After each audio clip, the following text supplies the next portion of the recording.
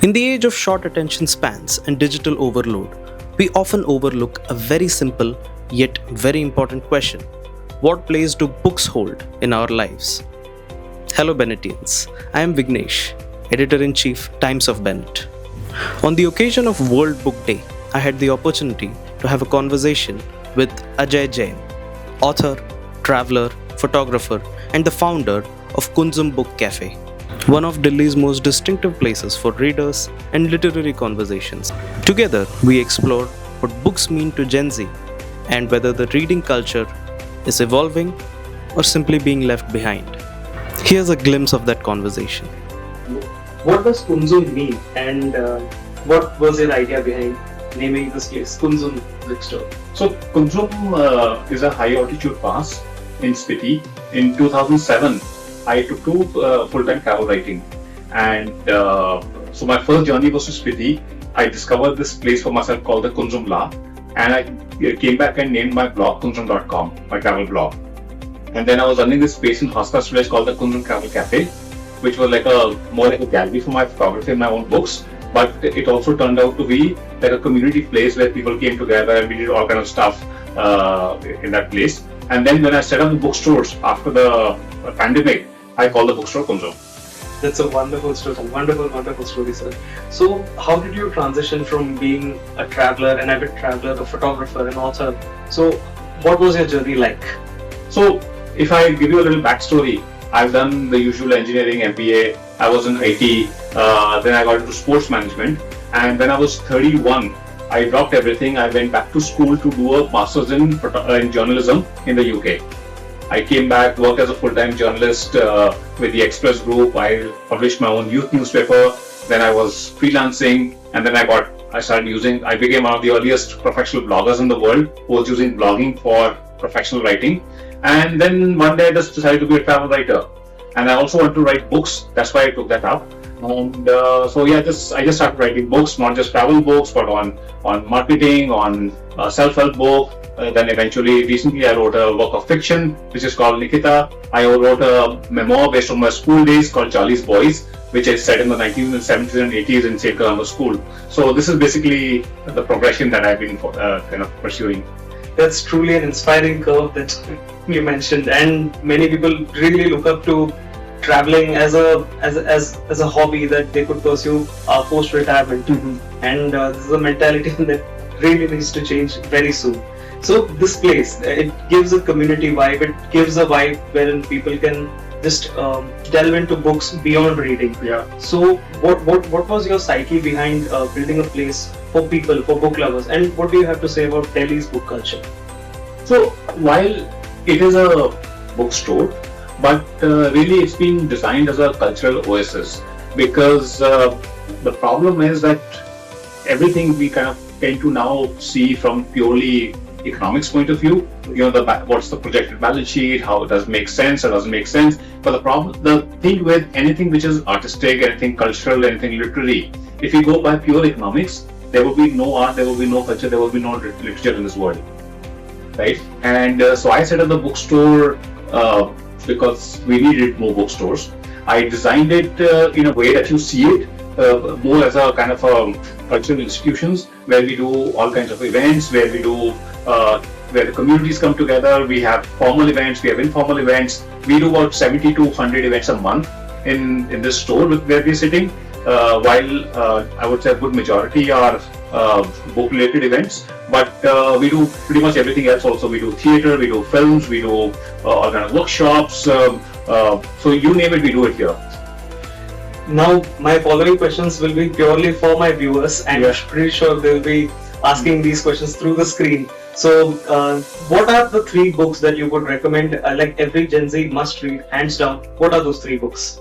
I would not say 3 books, okay? I would say read 3 books a month.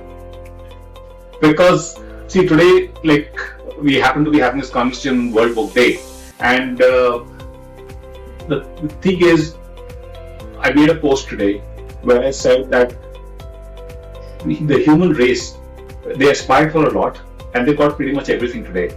They've got economic prosperity like never before. They've got general health. They've got so much culture in their lives. you name it, we have it.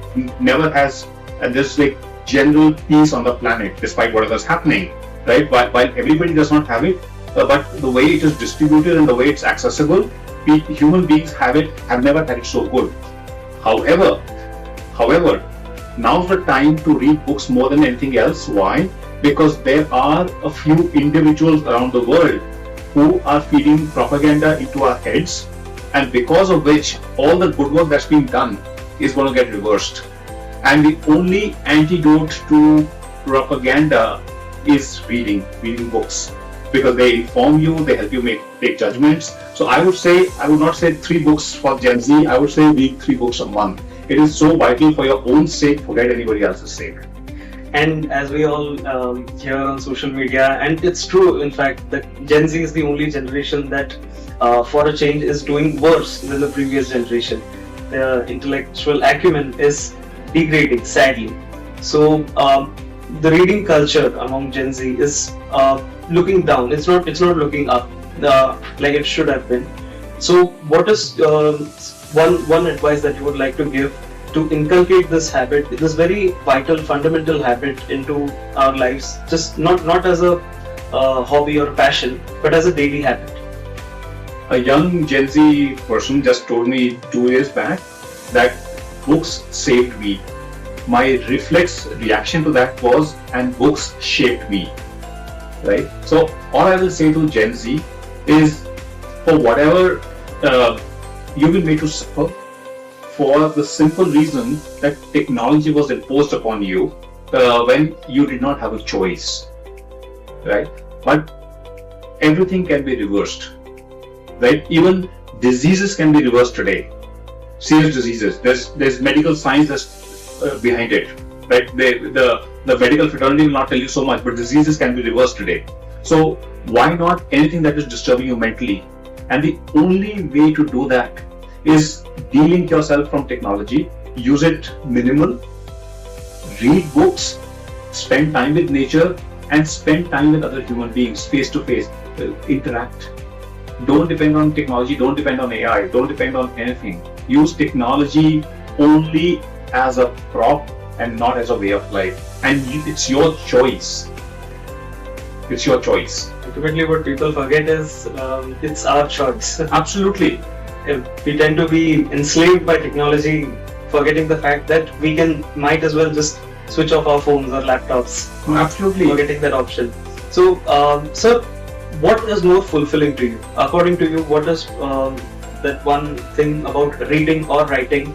How would you differentiate reading and writing? And what, according to you, is more fulfilling to you? I think both need to be done. When it comes to, think about all the people around the world who are in leadership positions, who are in their 50s, 60s, 70s, 80s. Most of them went to school without any technology in the schools worldwide. Or even if there was technology that had been introduced in the 80s, it was very minimal, right? What did they learn on? They learned everything words on paper.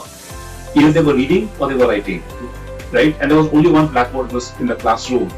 So I'm saying that it is just focus on printed words on paper or written words on paper, number one. Number two, when you read on paper, not on devices.